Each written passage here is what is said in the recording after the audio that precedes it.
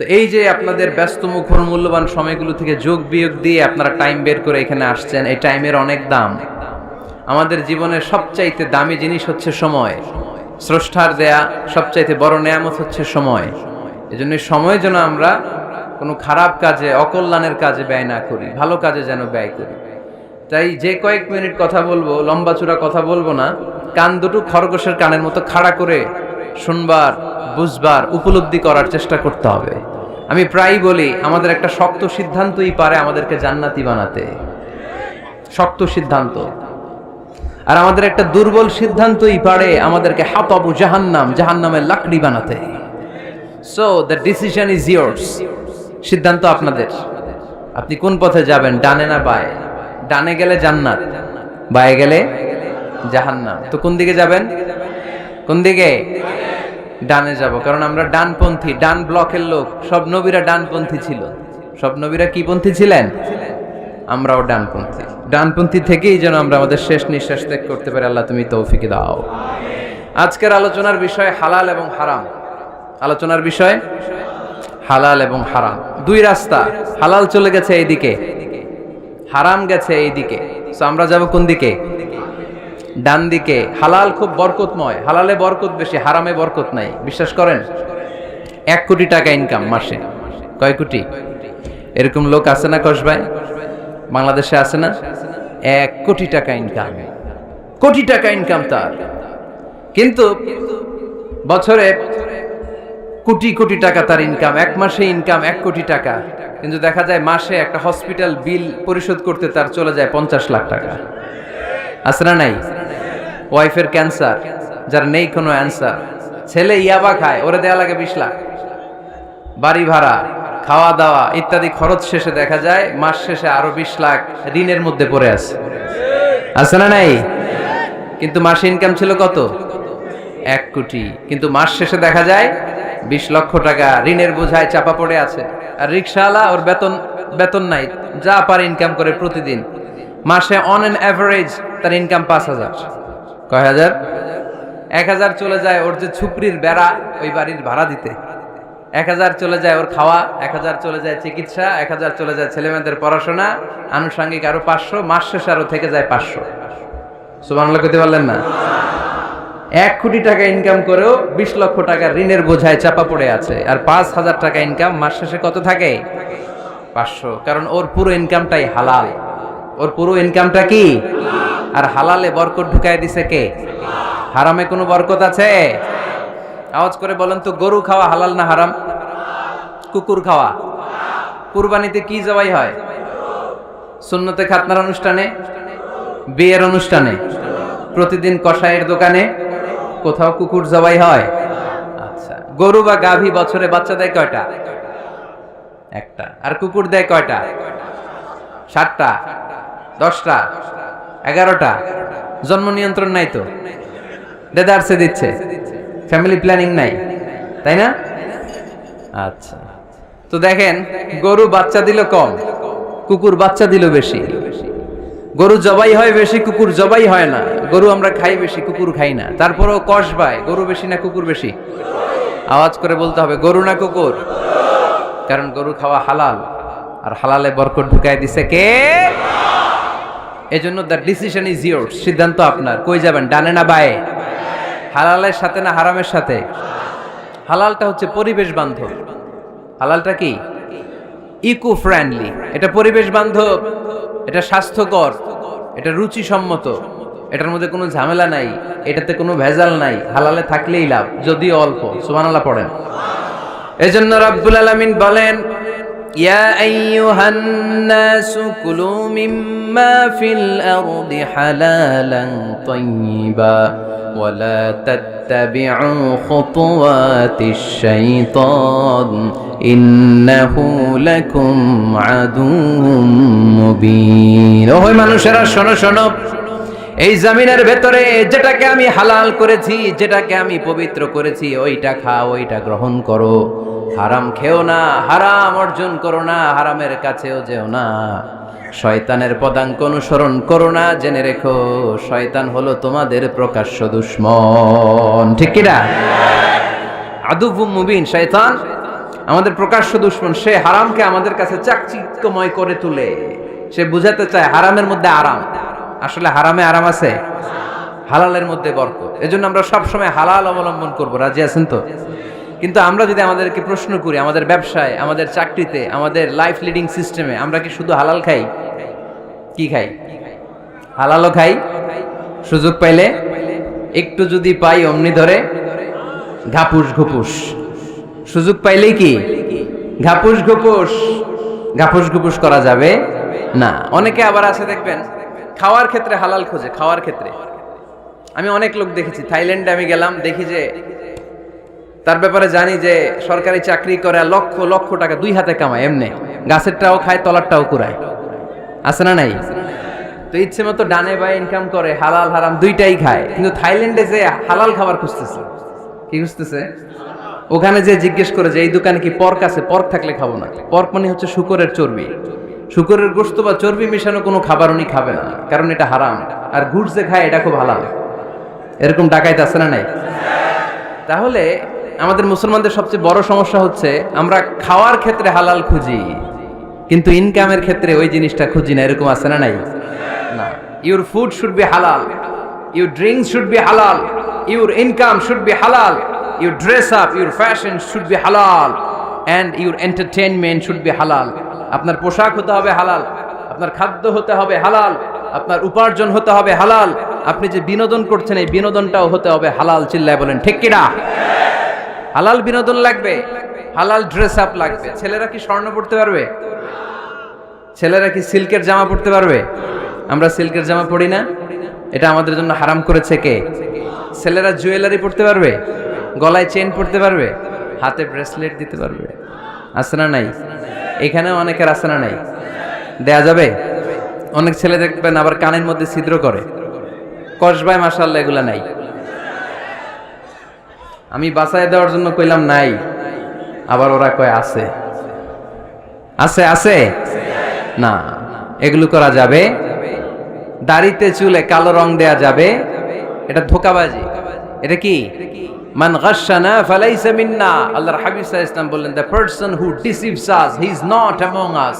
যে আমাদেরকে ধোঁকা দেয় সে কখনো আমার উম্মত হতে পারে না। মদিনার খেজুরের বাজার ভিজিট করতে গেলেন আল্লাহর হাবিব সাল্লাল্লাহু আলাইহি ওয়াসাল্লাম, অডিট করতে গেলেন। যে খেজুরের স্তূপের ভেতরে আল্লাহর হাবিব সাল্লাল্লাহু আলাইহি ওয়াসাল্লাম হাত ঢুকায় দিলেন। ঢুকায় দিয়ে দেখলেন ভিতরে পানি, উপরে শুকনা খেজুর, ভিতরে ভিজা খেজুর। আল্লাহর হাবিব সাল্লাল্লাহু আলাইহি ওয়াসাল্লাম বললেন, ঘটনা কি? ভিজা কেন? ব্যবসায়ী বলতেছে বৃষ্টি হয়েছিল। কি হয়েছিল? তো বৃষ্টি হইলে তো তার নমুনা সব জায়গায় থাকবে। তখন আল্লাহর হাবিব সাল্লাল্লাহু আলাইহি ওয়াসাল্লাম দাঁড়িয়ে বলেছিলেন, খবরদার, মান গাশশানা ফালাইসা মিন্না। যে আমাদেরকে ধোঁকা দেয় সে আমাদের দলভুক্ত হতে পারে না। এজন্য আমরা যেন কাউরে ধোঁকা না দেই, আমরা যেন হারামের সাথে সম্পর্ক জুড়ে না দেই। আমাদের সম্পর্ক হবে হালালের সাথে। চিল্লায় বলতে হবে কিসের সাথে? আজকের মাহফিলটা তখনই সার্থক হবে যখন এই কথাগুলো শুনে আমরা এই সিদ্ধান্তে উপনীত হতে পারবো যে আমার ফুড, আমার ড্রিঙ্কস, আমার ইনকাম, আমার ড্রেস আপ, আমার এন্টারটেইনমেন্ট, আমার সবকিছু হালাল দিয়ে আমি সাজাবো। আমার জীবনটাকে আমি হালাল দিয়ে সাজাবো। রাজি আছি না নাই? সব হালাল হইতে হবে। নারীদের ফ্যাশন, অনেক নারীরা ফ্যাশন সচেতন। খবরদার, নারীরা টাইট ফিটিং পোশাক পরতে পারবে না। পারবে? পাতলা পোশাক পরতে পারবে না। তারা নিজেদেরকে আবৃত করে রাখতে হবে। টাইট ফিটিং পোশাক পরতে পারবে না, অন্য ধর্মের পোশাক পরতে পারবে না, পরচুলা লাগাতে পারবে না। এই ফোর কর্নার্স, এই বর্ডার গুলো মেনে নারী যে কোনো ধরনের ফ্যাশন নিতে পারে। এই ফ্যাশনগুলোকে বৈধ করেছে কে? এজন্য রাব্বুল আলামিন বলেন, ইয়া আইয়ুহান নাসু কুলু মিম্মা ফিল আরদি হালালান তাইয়্যিবা ওয়ালা তাত্তাবিউ খুতুওয়াতিশ শাইতান ইন্নাহু লাকুম আদুউম মুবিন। সুবহানাল্লাহ পড়েন। ওহে মানুষেরা, এই জমিনে যেটা পবিত্র আর হালাল বলে আমি ঘোষণা দিয়েছি সেটা খাও, কারণ সেটাতেই বরকত। আর শয়তানের পদাঙ্ক অনুসরণ করো না, কারণ শয়তান তোমাদের প্রকাশ্য শত্রু। কথাটা বলেছেন কে? তাহলে আমরা হালালের পক্ষে না বিপক্ষে? এই আপনাদের গলার আওয়াজ। হালালের পক্ষে না বিপক্ষে? হারামের পক্ষে না বিপক্ষে? আমরা আমাদের জীবনটা হালাল দিয়ে সাজাতে চাই কি চাই না? কারণ হালালে বরকত ঢুকাই দিছে কে? কিভাবে আপনার জীবনের প্রতিটি অঙ্গনকে হালাল দিয়ে সাজাবেন, কিভাবে এই হারাম থেকে বেঁচে থাকবেন, এর কিছু মূলনীতি আছে, some principles, you have to follow it. এই প্রিন্সিপালগুলো যদি খেয়াল করেন তাহলে হালাল দিয়ে জীবন সাজানো সহজ। আর এই প্রিন্সিপালে মূলনীতিতে যদি ভেজাল লাগায় দেন তাহলে সব জায়গায় ভেজাল আছে না নাই? আজকে এই চমৎকার দুপুরে আমরা হালাল হারামের মূলনীতির ব্যাপারে কয়েকটি কথা শুনে বিদায় নিব ইনশাআল্লাহ। পড়েন। হালাল এবং হারামের প্রথম মূলনীতি হচ্ছে আল আসলু ফিল আশিয়াই আল ইবাহা। মূলত সব কিছু পৃথিবীতে যা দেখি, যা পাওয়া যায়, খাবার দাবার যাই হোক না কেন, মৌলিকভাবে সবকিছু হালাল। যুবক ছেলেরা বুঝে যাও, কান দুটি খরগোশের কানের মতো খাড়া করো। আমি সহজ করে বুঝাবার চেষ্টা করব, যদিও সহজ করে বুঝানো সহজ না। সহজ করে কইতে আমায় কহজে, সহজ করে যায় না কওয়া সহজে, ঠিক কি না? তারপর আমি চেষ্টা করছি সহজ করে বুঝানোর। খুব সহজ। আর দিন ও ইউসরুন লা উসরা ফি, দিন সহজ, এর মধ্যে কাঠিন্যতা নাই। মন জয় করার 4টা বাক্য আল্লাহর হাবিব সাল্লাল্লাহু আলাইহি ওয়াসাল্লাম আমাদেরকে শিখিয়ে গিয়েছেন। বাশিরু ওয়ালা তুনাফিরু, ইয়াসিরু ওয়ালা তুআসিরু। সহজ করে উপস্থাপন করো, কঠিন করো না। মানুষকে দিনের প্রতি আকৃষ্ট করো, দিন থেকে ভাগিয়ে দিও না। আমরা অনেকে দিন থেকে ভাগাই দেই, আছে না নাই? এক ছেলে হিন্দু হইছে, হিন্দু থেকে মুসলমান হইছে, আগে ছিল হিন্দু, এখন দেখে এই ছেলেরা কি সুন্নি মুসলমান বানাবে, না ওয়াহাবি বানাবে, না আহলে হাদিস বানাবে, না হানাফি বানাবে, এই নিয়ে কিলাকিলি, আছে না নাই? আহা কি বিপদ! সে আগে হিন্দু আছিলাম, এটাই তো ভালো আছিল। মুসলমান হওয়ার পরে এর ভয় দেখানো শুরু করছে, এই খবরদার, নামাজ রোজা জাকাত হজ সব লাগবে, হারাম খাওয়া যাবে না, এটা নাই ইসলামে, এটা নাই, ওইটা নাই, ওইটা নাই, হিন্দু কে তাহলে আমিও নাই। এরকম হয় না? খবরদার। আল্লাহ ছাড় দিতে চায়, মৌলবীরা ছাড় দেয় না, আছে না নাই? তো আমরা যেন কঠিন না করি। হালাল হারামের প্রথম মূলনীতি হচ্ছে basically everything in this world is হালাল। এই পৃথিবীতে যা আছে সবই হালাল। সব কি? সব হালাল, সব হালাল, সবই হালাল, অল্প কিছু হারাম। সুবহানাল্লাহ পড়েন। যদি এমন হইতো এই পৃথিবীতে যা আছে সবই হারাম, অল্প কিছু হালাল, খুব ভালো হইতো, তাই না? সুবিধা হইতো আমাদের। তা আমাদের সুবিধা করে দিলেন কে? সুবহানাল্লাহ পড়বেন না? বেসিকলি এভরিথিং ইজ হালাল। পৃথিবীর সব কিছু হালাল। আপনারা যদি কেউ কিছু বলে যে এটা কি হালাল না হারাম, আপনি হুট করে বলবেন আগে বলবো হালাল, যদি হারামের দলিল পাওয়া যায় তখন বলবো হারাম, ঠিক কি না? আমাকে যদি বলেন এটা হালাল না হারাম, আমি যদি বলি হালাল, আপনি যদি বলেন দলিল দেন, এটা আপনি ভুল বলবেন। কারণ কোনো কিছু হালাল করতে হলে দলিল লাগে না। কোনো কিছুকে হালাল বলে সাব্যস্ত করতে দলিল লাগে না। হারাম বলে যদি সাব্যস্ত করতে চান তখন দলিল লাগবে, তাও তেনা পেছানো দলিল দিয়ে হবে না, যেন তেন দলিল দিয়ে হবে, অকাট্য দলিল। এটাকে বলে আল আদিল্লা আল কাতঈয়া। অকাট্য দলিল লাগে কোনো জিনিসকে হারাম সাব্যস্ত করতে হলে। তাহলে এই যে আমাদের জন্য আল্লাহ সহজ করে দিলেন, সবকিছু বেসিকলি হালাল, যতক্ষণ না এটা হারাম হওয়ার ব্যাপারে দলিল পাওয়া যায়। এজন্য হারাম হারাম জিকির না করে জিকিরটা চেঞ্জ করে করতে হবে হালাল হালাল। কথা বলেন ঠিক কিনা? জিকির 2 ধরনের আছে। জিকির কয় ধরনের? একটা জিকির হচ্ছে হারাম হারাম হারাম, এক দলের কাছে সবই হারাম। একটা সময় এদেশের কিছু আলেম সমাজ ইংরেজিকে হারাম বলতো, ইংরেজি শিক্ষা করাকে কি বলতো? সময়ের বিবর্তনে এটা এখন হালাল। এখন এটা কি? হালাল। একটা সময়ে আলেম সমাজের কিছু অংশ রাজনীতি করাকে হারাম বলতো। কথা কি বুঝতেছেন? এখন এটা কি? হালাল হয়ে গেছে। ইসলামী ব্যাংকিংকে হারাম বলতো একটা সময়, যে না কোনো ফিনান্সিয়াল ট্রানজাকশন এই সিস্টেমে ব্যাংকিং এটা ইসলামে জায়েজ না, এটা হারাম হারাম। কারণ ওদের জিকির কি? কথা কয় না। হারাম হারাম হচ্ছে এদের জিকির। একটা সময় ইসলামিক ব্যাংকিং হারাম ছিল, এখন এটা কি হয়ে গেছে?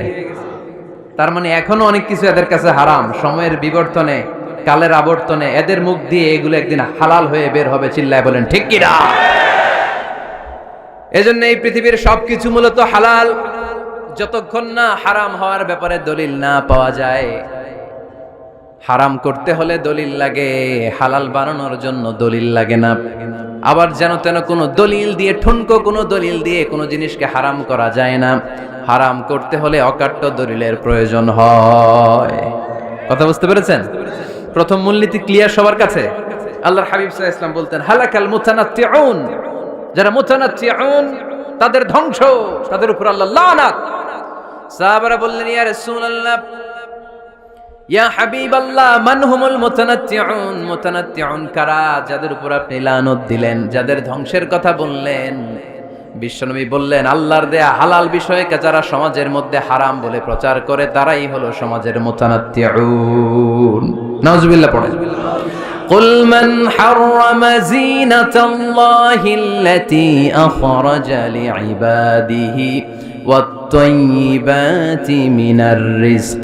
এজন্য আল্লাহ ডেকে বললেন, খবরদার, কে আছে সমাজের মধ্যে আমার দেয়া হালাল সাজসজ্জাগুলোকে, পবিত্র জিনিসগুলোকে হারাম বলে ফতোয়া তুলে, তাদের উপর আমার লানত। খবরদার, আল্লাহ যেটাকে হালাল বলছে এটাকে হারাম বলার স্পর্ধা দেখাবেন না। এটারে হারাম বলা যাবে? তাহলে প্রথম মূলনীতি কি সবাই বুঝতে পারছেন? বুঝতে পেরেছেন? এই দুনিয়াতে বেসিকলি সবকিছু কি? আওয়াজ করে বলেন। আর হালাল প্রমাণ করতে দলিল লাগে। কি প্রমাণ করতে দলিল লাগে? হারাম। এজন্য আমাদের জিকিরটা একটু চেঞ্জ করে দিব। আমরা হারাম হারাম না বলে কি বলবো? হালাল হালাল। যখনই দলিল পাবো তখন জিকির শুরু করব হারাম। কথা বোঝে নাই বোধহয়? দলিল পাওয়ার আগ পর্যন্ত সব কি? আরো জোরে বলেন। দলিল পাওয়ার পরে সেটা হয়ে যাবে হারাম। প্রথম মূলনীতি ক্লিয়ার? সবার কাছে ক্লিয়ার? কষ্ট হইতেছে? শেষ করে দিব? আরো কয়েক মিনিট শুনবেন? আচ্ছা, দ্বিতীয় মূলনীতি হচ্ছে হালাল হচ্ছে আনলিমিটেড। হালাল কি? কথা বলেন। আনলিমিটেড। আর হারাম হচ্ছে লিমিটেড। হারাম হচ্ছে সসীম, হালাল হচ্ছে অসীম। হালাল গুণে শেষ করা যায় না, কিন্তু হারাম গুণে শেষ করা যায়। সুবহানাল্লাহ পড়তে পারলেন না? যদি এমন হইতো হারাম আনলিমিটেড, সবই হারাম, আর হালাল হচ্ছে লিমিটেড, হালাল গুণা যায়, এমন যদি হইতো আমাদের জন্য কঠিন হয়ে যেত না? আমাদের জন্য এটাকে সহজ করে দিলেন কে? দেখেন, কোরআনে যত জায়গায় আল্লাহ হালালের ঘোষণা দিয়েছেন, আল্লাহ ব্যাপকভাবে দিয়েছেন। আল্লাহ বলেছেন, উহিল্লা লাকুম বাহিমাতুল আনআম, এই পৃথিবীতে যত গবাদি পশু আছে সব খাওয়া হালাল, ইল্লা মা ইউতলা আলাইকুম, তবে হাতে গোনা অল্প কয়েকটা ছাড়া, যেগুলো এখনই তোমাদেরকে তেলাওয়াত করে শোনানো হবে। পড়েন সুবহানাল্লাহ। আবার আল্লাহ বললেন, উহিল্লা লাকুম সাইদুল বাহরি ওয়া তাআমু, সাগরের মধ্যে যত প্রাণী পাওয়া যায়, মাছ পাওয়া যায়, কাঁকড়া পাওয়া যায়, সব খাওয়াকে হালাল করে দিলেন কে? সাগরে যত ধরনের প্রাণী আছে, কাঁকড়া বলেন, তিমি বলেন, যা বলেন, সব হালাল, হাতে গোনা অল্প কয়েকটা ছাড়া। সুবহানাল্লাহ পড়েন। তার মানে যখনই আল্লাহ তাআলা হালালের ঘোষণা দেন, আল্লাহ তাআলা এটাকে ব্যাপকভাবে ঘোষণা দেন। আর যখনই আল্লাহ হারামের ঘোষণা দেন কোরআনের ভেতরে, তখন আল্লাহ গুনে গুনে দেন। কিভাবে দেন? হুররিমাত আলাইকুমুল মাইতাতু ওয়াদ-দামু ওয়া লাহমুল খিনজির ওয়া মা উহিল্লা লিগাইরিল্লাহি বিহি ওয়াল মুনখানিকাতু ওয়াল মাওকুযাতু ওয়াল মুতারাদ্দিয়াতু ওয়ান নাতিহা। গুনে গুনে দিয়েছেন। সুবহানাল্লাহ পড়েন। যখন আল্লাহ বললেন হালাল, তখন বললেন চার পাওয়ালা যত জন্তু আছে হালাল, অল্প কয়েকটা ছাড়া। যখন ঘোষণা দিলেন হালালের, আল্লাহ বললেন সাগরের ভেতরে যত প্রাণী পাওয়া যায় সব খাওয়া হালাল, অল্প কয়েকটা ছাড়া। কিন্তু হারামের ঘোষণা যখন আল্লাহ কোরআনে দিলেন, তখন ব্যাপকভাবে দেয় নাই, গুনে গুনে দিয়েছেন। রক্ত খাওয়া হারাম, মরা প্রাণী খাওয়া হারাম, শূকর খাওয়া হারাম, আল্লাহর নাম ছাড়া অন্য কোনো নামে বলি দেওয়া হয়েছে এরকম প্রাণী খাওয়া হারাম, সিংহের গুতা খায় কোনো প্রাণী মারা গেছে ওইটা হারাম। এরকম গুনে গুনে অল্প কয়েকটা হারাম, বাকি সব কিছুকে আমাদের জন্য হালাল করে দিয়েছে কে? আবার যদি আল্লাহর জিজ্ঞেস করে আল্লাহ কাদেরকে বিয়ে করতে পারবো, আল্লাহ বলবে সবাইরে বিয়ে করবি। বাংলাদেশের নারীরা বিয়ে করা হালাল, পাকিস্তানের মেয়েদেরকে বিয়ে করা হালাল, সৌদি আরবের নারীদেরকে বিয়ে করা হালাল, এই বাংলাদেশের সিলেটের মেয়েদেরকে বিয়ে করা হালাল, ঢাকার মেয়েদেরকে বিয়ে করা হালাল, চট্টগ্রামের মেয়েদেরকে বিয়ে করা হালাল। হালালের কোনো শেষ নাই। সুবহানাল্লাহ পড়েন। কিন্তু যখন জিজ্ঞেস করলাম তাহলে কাকে কাকে বিয়ে করা হারাম, তখনই আল্লাহ গুনে গুনে 14 জনের নাম বলে দিলেন। পড়েন সুবহানাল্লাহ। হুররিমাত আলাইকুম উম্মাহাতুকুম ওয়া বানাতুকুম ওয়া আখাওয়াতুকুম ওয়া আম্মাতুকুম ওয়া খালাতুকুম ওয়া বানাতুল আখি ওয়া বানাতুল উখত। চিল্লায়ে পড়েন আল্লাহু আকবার। যখন হালাল, তখন ব্যাপকভাবে বললেন সব মেয়েদেরকে বিয়ে করতে পারো। মুসলিম যত নারী হয়, বাংলাদেশের হোক, পাকিস্তানের হোক, ইন্ডিয়ার হোক, গোটা বিশ্বের যে কোনো জায়গার মুসলিম নারী হলেই সেটা হালাল। কিন্তু হারাম কোনটা যখন জিজ্ঞেস করলাম, গুনে গুনে বললেন মাকে বিয়ে করা হারাম, নিজের কন্যাকে বিয়ে করা হারাম, বোনকে বিয়ে করা হারাম, ফুফিকে বিয়ে করা হারাম, খালাকে বিয়ে করা হারাম, ভাতিজিকে বিয়ে করা হারাম, নিজের ভাগ্নিকে বিয়ে করা হারাম। সুবহানাল্লাহ পড়বেন না? তাহলে সহজ না কঠিন? চিল্লায় বলেন, কি সহজ ইসলাম, কত সহজ। দাঁড়িয়ে নামাজ পড়া ফরজ, দাঁড়াতে পারতেছেন না, বসে পড়লেও কবুল করবে কে? অজু করে নামাজ পড়া কি? পানি নাই, তায়াম্মুম করে নামাজ পড়লে কবুল করবে কে? বিয়েতে মোহরানা দেওয়া কি? মোহরানা নাই। এক সাহাবী বললেন, ইয়া রাসূলুল্লাহ বিয়ে করব, মোহরানা আছে? না। কি আছে? তো কিচ্ছু নাই। তো কিচ্ছু না থাকলে বিয়ে করবো কেমনে? মোহরানা দেওয়া লাগবে না? কোরআন পারো? পারি। কয়টা সূরা? এতটা সূরা। এক নারীকে জিজ্ঞেস করলেন, কোরআন পারো? বলে না, পারি না। আল্লাহর হাবিব সাল্লাল্লাহু আলাইহি ওয়াসাল্লাম দুইজনকে বিয়ে পড়ায় দিলেন। আর নারীকে বললেন, মা তুমি কোরআন পারো না, কিন্তু তোমার স্বামী কোরআন পারে, তোমার স্বামী টাকা দিয়ে পয়সা দিয়ে তোমাকে মোহরানা দিবে, সামর্থ্য তার নাই, সে প্রতিদিন তোমার একটু একটু করে কোরআন শিখায় দিবে, এটাই মা তোর বিয়ের মোহর। সহজ না কঠিন? আর কোনদিন ইসলামকে কঠিন বলবেন? কেউ কঠিন বললে ওটা শুনবেন? আওয়াজ করে বলতে হবে, ইসলাম কি কঠিন না সহজ? মাশাআল্লাহ। দুইটা মূলনীতি বুঝে গেছেন না? পৃথিবীর সব হালাল যতক্ষণ না দলিল পাওয়া যায়। হালাল বলতে দলিল লাগে না, হারাম বলতে দলিল লাগে। 2 নাম্বার, হালাল আনলিমিটেড আর হারাম লিমিটেড, সহজ করে দিয়েছে, সুবহানাল্লাহ পড়ে। 3 নাম্বার, হালাল হারামের মূলনীতি হচ্ছে ইসলাম শুধু হারাম বলে দিয়ে বসে থাকে না। কোন বিষয়ে যদি ইসলাম হারাম ঘোষণা দেয়, ইসলাম একটা অল্টারনেটিভ আমাদেরকে সাজেস্ট করেছে। সুবহানাল্লাহ কোন? আমি বলে দিলাম এটা করা যাবে না, এটা করা যাবে না, এটা করা যাবে না, আমার কাজ শেষ, কি করা যাবে হুজুর এটা কোন?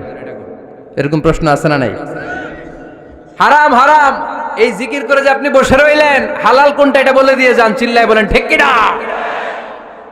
ইসলাম শুধু হারাম বলেই বসে থাকে নাই, যত জায়গায় ইসলাম হারাম বলেছে, ইসলাম একটা অল্টারনেটিভ সাজেস্ট করেছে। Islam provides us the alternatives, always alternative দিয়েছে। ইসলাম দ্যাট তো ইন কন্টে ঘোষণা দিয়ে আমাদেরকে জানিয়ে দিয়েছে সুদ খাওয়া হালাল না হারাম। আমরা বললাম, আল্লাহ সুদ যদি হারাম হয় আমরা কেমন করে আমাদের জীবন চালাবো? আল্লাহ বললেন, ওয়া আহাল্লাল্লাহুল বাই'a ওয়া হারামার রিবা। চিন্তা নাই, ভয় নাই, কেমন করে সমাজ চলবে জেনে রাখো, আমি আল্লাহ যখনই সুদকে হারাম করেছি, তার বিপরীতে ব্যবসাকে আমি আল্লাহ তোমাদের জন্য হালাল করে দিয়েছি। অল্টারনেটিভ আছে না নাই? অল্টারনেটিভ মানে বোঝেন তো? বিকল্প। অল্টারনেটিভ মানে কি? বিকল্প। সুদ হারাম, সুদ হারাম বলে বসে থাকলে হয়তো ঝামেলা লাগতো না? সুদকে হারাম করে দিয়ে অল্টারনেটিভ আল্লাহ আমাদের জন্য ব্যবসাকে হালাল করে দিয়েছেন। পড়েন সুবহানাল্লাহ।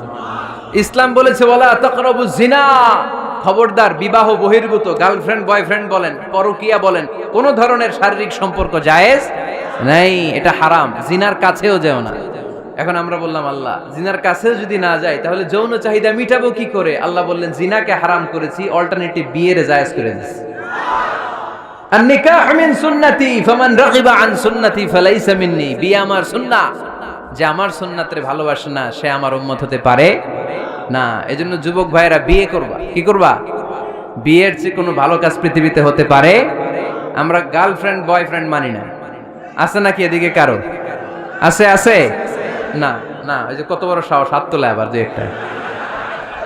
এগুলার পুরা দেহটাই কলিজা। আমার সামনে বসে হাত তুলতেছে, আমার আছে, দেখছেন? পুরাটাই কলিজা এগুলো। না, এই জিএফ বিএফ এগুলোর সাথে আমরা নাই। আমরা বিয়ে করব, বিয়ে করলে বরকত দেয় কে? ছেলের বাপ মেয়ের বাপ সহজ করে দেন, সহজ করে দিবেন। কালিয়ারা না, কালিয়ারার ছেলের বাপ মেয়ের বাপ যারা আছেন সহজ করে দেন। ছেলে যদি মেয়েকে পছন্দ করে, মেয়ে যদি ছেলেকে পছন্দ করে, ছেলে যদি নামাজি হয়, কর্মঠ হয়, মেয়ে যদি ভদ্র হয়, বাদ সাধবেন না, বিয়ে দিয়ে দেন। কারণ বিয়ের চেয়ে ভালো কাজ আর হতে পারে না। এই যে পোলাপানের গলার আওয়াজ বেড়ে গেছে। এখন মহা খুশি, এখন আজারি হুজুর জিন্দাবাদ। এখন আর আমার বিরোধী কেউ নাই এই জায়গায়, সবাইরে হাত করে ফেলছি আমি, আগেও নাই। মাশাআল্লাহ। তো এজন্য বিয়েটাকে সহজ করেন। খেয়াল করবেন, যেই সমাজে বিয়ে করা কঠিন ওই সমাজে জিনা করা সহজ। যেই সমাজে জিনা করা কঠিন ওই সমাজে বিয়ে করা সহজ। ঠিক কি না? পুরো উল্টো। বাংলাদেশে কোনটা করা কঠিন? হ্যাঁ, বিয়ে করা কঠিন। বিয়েতে ফ্ল্যাট লাগবে, ছেলের গাড়ি লাগবে, নিজের পায়ে দাঁড়ানো লাগবে, 10 লাখ টাকা মোহরানা লাগবে। জিনার জন্য কি লাগবে? কিচ্ছু লাগবে না, টোনাটুনি রাজি, তুমি আমি রাজি, অবৈধ সম্পর্ক হতে আর কিছু লাগে না, চিল্লায় বলেন ঠিক কিনা? কিন্তু বিয়েতে অনেক কিছু লাগবে, এইটা ওইটা। ছেলেরা কই তুই নিজের পায়ে দাঁড়া, তুমিও নিজের পায়ে দাঁড়ায় দেখাবে, এই যে নিজের পায়ে দাঁড়াইছে। তো এতদিন সে কার পায়ে দাঁড়াইছে? নিজের পায়েই তো দাঁড়াইছে। সহজ করবেন, বিয়েরে কঠিন করেন না। এই যে আমার নানা ভাই আছে, নানা ভাইয়ের এখানে যাবেন, নানা ভাইয়ের মসজিদ দেখলাম, কাবা ঘরের যে ডিজাইন, আর্কিটেকচারাল ডিজাইন, ওই সিস্টেমে মসজিদ। আজকে জোহরের সালাত পড়লাম, ওই মসজিদে নানা ভাই বিয়ে পড়ায় দিবে। সবাই চলে যাবে নানা ভাইয়ের কাছে। রাজি আছো সবাই? ওই যে খুশি, সব খুশি। দেখছেন বিয়েটা যে ভালো জিনিস তার প্রমাণ। বিয়ের কথা কইলেই পোলাপান খালি হাসে। এটা জান্নাতি সম্পর্ক, তো এই কারণেই সাইয়েদনা আদম আলাইহিস সালাম আর হাওয়া আলাইহাস সালাম দুইজনকে বিয়ে পড়াই দিছিল কে? এই দুইজন এমন দুইজন মানব আর মানবী, ওনাদের কোনো শৈশব ছিল না, ওনাদের কোনো কৈশোর ছিল না, যৌবন দিয়েই শুরু। এজন্য আগে আল্লাহ বিয়ে পড়াই দিছে। কথা কয় না? ওই মেয়ে আপনার শৈশব আছে না নাই? কৈশোর আদম আলাইহিস সালামের শৈশব, কৈশোর হাওয়া আলাইহিস সালামের শৈশব, কৈশোর। জীবন শুরু করছে কি দিয়া? যৌবন দিয়ে। বিয়ের দরকার আছে না নাই? এজন্য আল্লাহ জান্নাতেই বিয়ে পড়ায় দিলেন। বিয়ের সম্পর্কটা জান্নাতি সম্পর্ক, বিয়ের ভালোবাসাটা জান্নাতি ভালোবাসা। এর চাইতে পবিত্র ভালোবাসা দুনিয়ায় হতে পারে? তাহলে ইসলাম কোন জিনিসকে হারাম ঘোষণা দিয়ে মুখে কুলু পেটে বসে থাকে নাই, অল্টারনেটিভ সাজেস্ট করেছে। সুদ খাওয়া হারাম, অল্টারনেটিভ ইসলাম আমাদেরকে বলে দিল ব্যবসা হালাল। জিনা করা হারাম, পরকিয়া হারাম, গার্লফ্রেন্ড বয়ফ্রেন্ডের এই কালচার হারাম, তার বিপরীতে বিয়ে করা হালাল। সুবহানাল্লাহ পড়েন। এরপরে ইসলাম বলে মদ খাওয়া হারাম। ইন্নামাল খামরু ওয়াল মাইসির ওয়াল আনসাবু ওয়াল আজলামু রিজসুম মিন আমালিশ শাইতানি ফাজতানিবু। খবরদার, মদ, জুয়া, লটারি এগুলো হারাম করে দিয়েছে কে? আল্লাহ বললেন মদ খেও না, মদ তোমাদের জন্য হারাম ঘোষণা করা হলো। আমরা বললাম আল্লাহ, শীত প্রধান দেশে মদ খেলে শরীরটা গরম থাকে, মদ না খেলে তো বেঁচে থাকার উপায় না। স্ক্যান্ডিনেভিয়ান কান্ট্রিগুলোতে, সাইবেরিয়াতে মদ না খেলে ওদের বাঁচার উপায় নাই। এখন অল্টারনেটিভের দরকার আছে না নাই? আল্লাহ বললেন মদকে হারাম করেছি, কিন্তু মধু খাওয়াকে হালাল করে দিয়েছি। মধু খান আপনারা? আজকে খাইছেন কে কে দেখি? আজকে অনেকে খাইছেন? মাশাআল্লাহ, হাত নামান। মধু 5-6 চামচ খেয়ে দেখেন একসাথে। মদের বাবা এটা, চিল্লায় বলেন ঠিক কিনা? শরীর গরম হবে, অনেক অনেক শক্তি হবে। মধুর মধ্যে আছে ফ্রুকটোজ। কি আছে? ফলের মধ্যে আছে সুক্রোজ, আর চিনিতে আছে গ্লুকোজ। ফ্রুকটোজ আর সুক্রোজ এটা স্বাস্থ্যসম্মত, এটা ভেরি হেলদি ডায়েট। এটা খাবেন, তাহলে সুস্থ রাখবে কে? তাহলে সুক্রোজ খাবো, ফ্রুকটোজ খাবো, আর গ্লুকোজ কমায় দিব। রাজি আছেন তো? এরপর ইসলাম আমাদেরকে বলল ঢোল বাদ্য বাজানো এটা হারাম, অশ্লীল গান বাজনা হারাম, নাচানাচি হারাম। আমরা বললাম আল্লাহ, বিনোদনের একটা মাধ্যম তো আমাদের লাগবে। ইসলাম বলল ইসলামী নাশিদ যদি তুমি গাও সেটা হালাল। ঢোল হারাম, কিন্তু তার বিপরীতে দফকে হালাল করেছে কে? ঢোলের দুই দিকে আটকানো, এটা বাজালে নেফাকি তৈরি হয়, ধাম ধাম আওয়াজ তৈরি হয়, এমন বিট তৈরি হয়, ডান্স দিতে মনে চায়। আছে না নাই? প্রায় মাঝে মাঝে দেখি ওই গায়ে হলুদের অনুষ্ঠানে ইত্যাদি ইত্যাদি অমুক অনুষ্ঠানে বাসার ছাদের উপরে এমন বিটে হেভি মিউজিক্যাল ইনস্ট্রুমেন্ট দিয়ে এমন গান ছাড়ে, পুরো এলাকাটা কাঁপে ওনাদের সাথে। দুম্মা চলে, দুম্মা চলে, খালি কি চলে? দুম্মা চলে। খেয়াল করছেন? আপনার কাছে যদি বাজায়, এই টেবিলটা কাঁপবে সাথে সাথে, আপনার শরীরও কাঁপবে, আপনাকে ক্রেজি বানাবে। ইসলাম বলেছে না, যেটা তোমাকে ক্রেজি বানায়, যেটা তোমাকে অস্থির বানায়, যেটা তোমাকে অশ্লীল বানায়, ওটাকে হারাম করেছে কে? কিন্তু তার বিপরীতে সুস্থ বিনোদন আমাদের জন্য হালাল করে দিয়েছে কে? ঢোল বাজানো হারাম, কিন্তু ঢোলের বিপরীতে ইসলাম আমাদের জন্য দফ বাজানো জায়েজ করে দিলেন। আল্লাহর হাবিব সাল্লাল্লাহু আলাইহি ওয়াসাল্লাম যখন মক্কা থেকে হিজরত করে মদিনাতে গেলেন, মদিনার সানিয়াতুল ওয়াদা নামক জায়গায় মদিনার আবাল বৃদ্ধ বনিতা, সাহাবারা, নারীরা, পুরুষেরা, ছোট্ট সোনামণিরা দফ হাতে নিয়ে বিশ্বনবীকে ওয়েলকাম জানাতে শুরু করলো। তালাআল বাদরু আলাইনা মিন সানিয়াতিল ওয়াদা وجب الشكر علينا ما دعا لله دا أيها المبعوث فينا جئت من أمر المطاع جئت شرفت المدينة مرحبا يا خير دا সবাই পড়েন طلع البدر علينا من ثنيات الوداع وجب الشكر علينا ما دعا لله دا সুবহানাল্লাহ পড়েন। এই যে আমরা নাশিদটা গাইলাম, এটা হালাল না হারাম? সাথে যদি দফও থাকতো, আমরা যদি দফও বাজাইতাম, এটা হালাল না হারাম? এটা হালাল। দেখেন কি সুন্দর check and balance, Islam check and balance করেছে। কতটা ভারসাম্যপূর্ণ জীবন ব্যবস্থা আমরা পেয়েছি, কত চমৎকার আমাদের শরিয়া। এটারে আমরা কঠিন বানাই, ঢোল বাজানো হারাম, কিন্তু তার বিপরীতে দফ বাজানোকে হালাল করে দিয়েছে কে?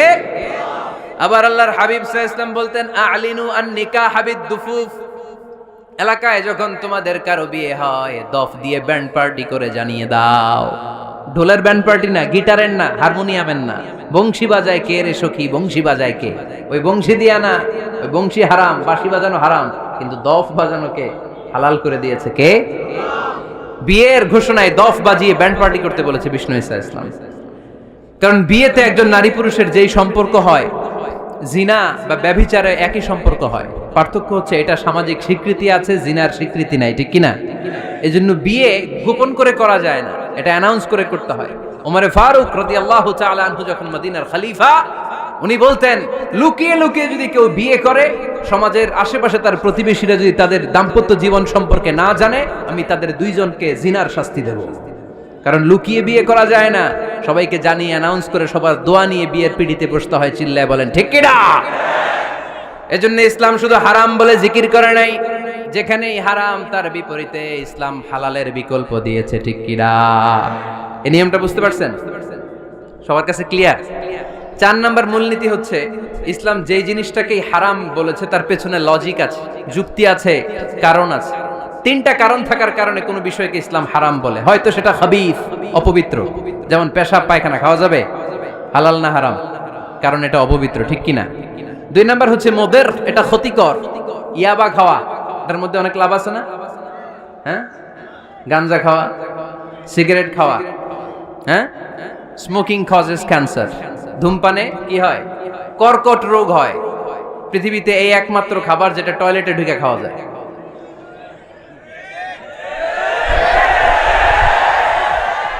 সিগারেট ছাড়া, এটা ছাড়া, এটা কোন খাবার টয়লেটে বসে খাওয়া যায়? সিগারেটই পৃথিবীর একমাত্র খাবার যেই খাবারের প্যাকেটের উপর এই খাবারের বদনাম লেখা থাকে। কালিয়ারার বাজারে এক ধরনের বিস্কুট আসছে, মনে করলেন, দেখলেন যে বিস্কুটের গায়ের মধ্যে লেখা এই বিস্কুট যেই খাবে তারই ডায়রিয়া হবে। খাবেন? দোকানওয়ালারা কি কইবেন? তোরটা তুই খা, তোর ডায়রিয়া হোক, তোর 14 গোষ্ঠীর হোক, আমরা খাবো না টাকা দিয়ে, ঠিক কিনা? কিন্তু কি আজীব তামাশা, এই সিগারেটের উপরে লেখা এটার বদনাম, যে এটা খেলে কি হয়? ক্যান্সার। এরপরও আমরা খাই। তারপর এটা হয় টোবাকো প্ল্যান্টস থেকে, তামাক পাতা থেকে। কালিয়ারায় তামাকের চাষ হয় নাকি? তামাক পাতা কেউ দেখছেন? এটার আবার বেড়া টেরা লাগে না, কারণ ছাগলেও মুখ দেয় না। কথা কি বুঝতেছেন? তো যে এটা ছাগলেও মুখ লাগাইলো না, আশরাফুল মাখলুকাত হয়ে, আল্লাহর শ্রেষ্ঠ জীব হয়ে আপনি এটা মুখে লাগাইতে পারেন? গোটা বিশ্বে এই ধূমপানের কারণে লক্ষ লক্ষ মানুষ অকাল মৃত্যুতে ঝরে পড়ছে। এটা হালাল না হারাম? কারণ এটা মুদির, এটা ক্ষতিকর। ইসলাম আমাদেরকে মূলনীতি শিখিয়েছে, লা দারারা ওয়ালা দিরার। নিজেরও ক্ষতি করতে পারবা না, অন্যেরও ক্ষতি করতে পারবা না। আইনটা কার?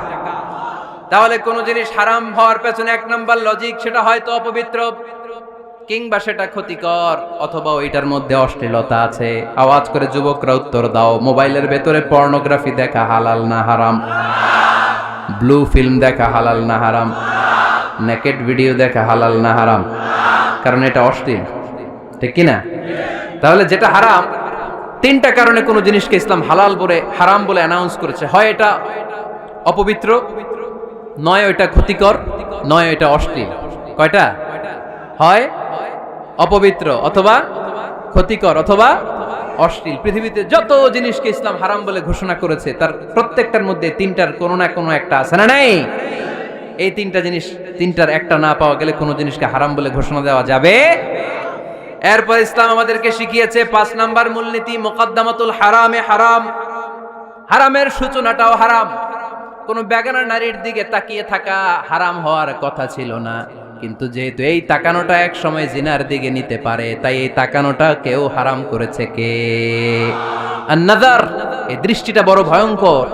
আল্লাহর হাবিব সাল্লাল্লাহু আলাইহি ওয়াসাল্লাম বলেছেন, আন-নাযার সাহামুন মাসমুমুন মিন সিহামি ইবলিস।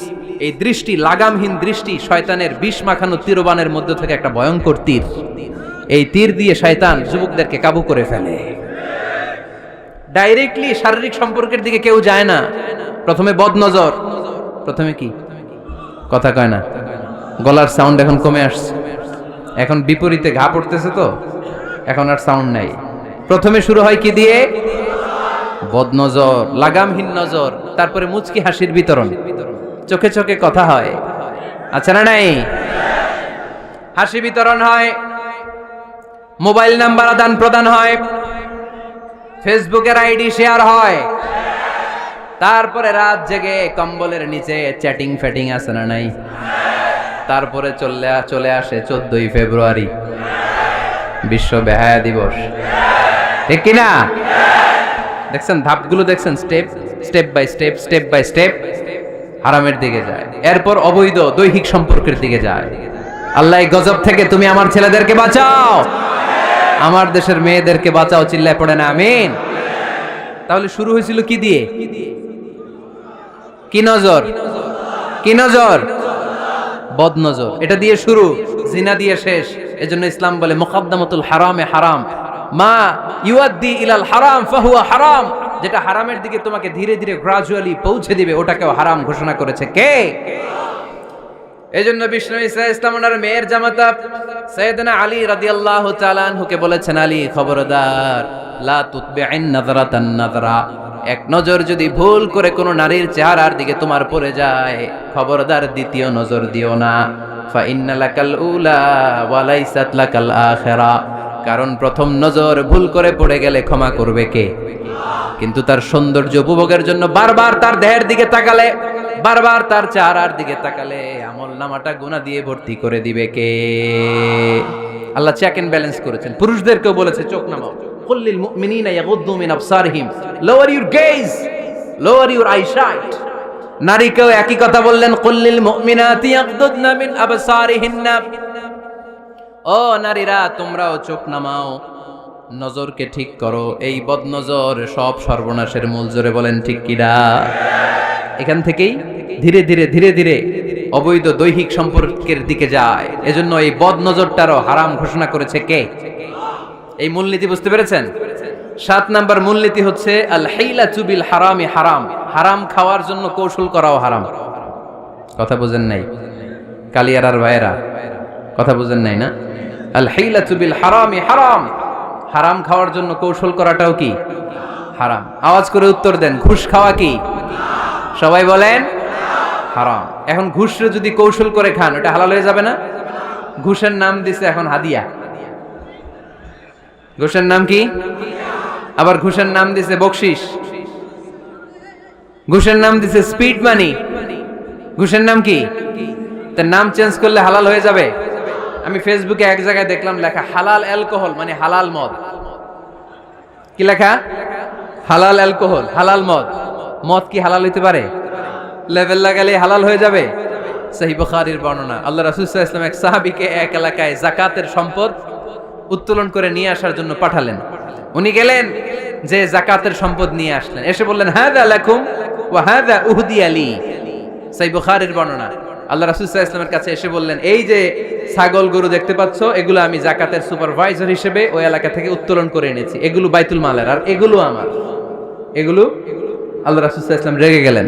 আল্লাহর হাবিব সাল্লাল্লাহু আলাইহি ওয়াসাল্লাম বললেন, এগুলো তোমার, এগুলো পাইলা কেমনে? সে বললে, এগুলো আমারে হাদিয়া দিছে। বিশ্বনবী বললেন, তুমি যদি ওই এলাকায় না যেতা, তোমার ঘরে বসে থাকতা, তোমারে হাদিয়া দিত নাকি? কয় না। বিশ্বনবী বললেন, এইটার নামই ঘুষ। এইটার নাম কি?